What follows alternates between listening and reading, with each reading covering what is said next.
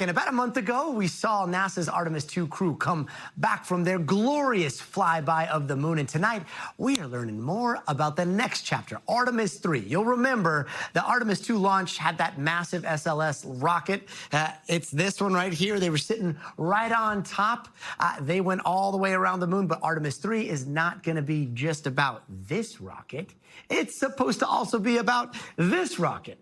Starship, SpaceX's Starship, which is getting ready to possibly debut its third version next week, and also maybe even this rocket, Blue Origin's New Glenn. Best case scenario, Artemis 3 is going to involve maybe both of these rockets, as well as the main Orion capsule, and it's because this one over here, SLS, it doesn't have a lunar lander. It's SpaceX, it's Blue Origin that are supposed to be giving us a way down and then back up from the lunar surface. And if you're thinking, wait, what?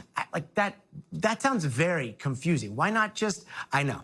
It is a very weird time in space right now, this transition time between the old space age stuff and the new space age stuff. And Artemis 3, it kind of boils down to making sure the old school and the new school are fully compatible. So NASA is saying that they are going to spiff up the Orion capsule just a little bit. They're upgrading that heat shield we've been talking about after that more aggressive re-entry profile that they really want to try.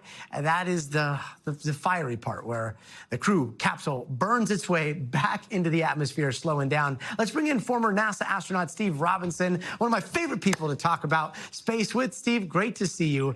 So originally, Artemis 3 was going to go to the moon. Now it looks like it's going to be just doing a lot of aerobatics in Earth's orbit, including linking up with the Starship lunar lander and maybe even the New Glenn. Technically speaking, how hard do you think this mission is going to be compared to Artemis 2?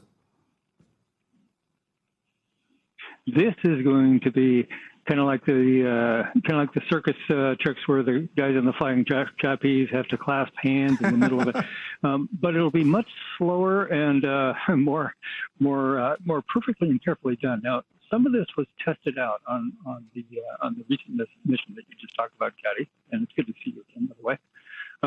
Now, if you're going to go to the moon, you need landers, like you said, and it could be during the Artemis 3 mission, it may be both landers will be in Earth orbit, not lunar orbit, but Earth orbit, to make sure that, number one, they can support human life. Number two, they can navigate, communicate, propulsion systems work well, and finally, be able to dock with the part where the crew would transfer into the lander. So the rendezvous, which is coming close together, the docking, which is linking together, latching together, so you have an airtight seal that humans can actually pass through. That is a lot of complicated stuff that has never been tested before. Very exciting. Yeah.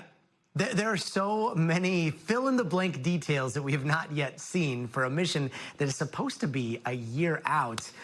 We just had that picture of the lunar landers. Those designs, those are mock-ups right now, and I know that they're not 100% finalized, but like time is ticking. How realistic do you think this timeline for getting all this put together for next year is right now? It's realistic to think that it's ever going to happen if you really think about what we're doing here. But now we're talking about late 2027.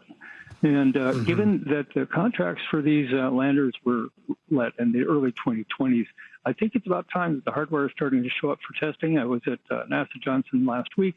You could see mock-ups of at least one of those landers in the big astronaut training facility there. So it's hard to believe all this is coming true, but it really is. This is becoming real. Yeah, it's becoming real. And, you know, I'd be remiss if I did not use our little rockets here. But, I mean, we're talking about this size. This is 1/200th. But this is the Starship. This is how much payload we might be able to put up on the moon compared to this capsule. If we can get a lunar lander that is even close to this big, real fast here, what kind of game changer is that? One of the biggest game changers is the ability to add fuel in orbit, which has only been tested on a small scale before. And so you have to get to the moon with a rocket that big, you have to fill it full of propellant, and that's what's going to be tested. And that means more rockets. We could talk about this for another hour, and we probably will. So great to see you. Thank you so very much for joining us. We thank you for watching. And remember, stay updated on breaking news and top stories on the NBC News app or watch live on our YouTube channel.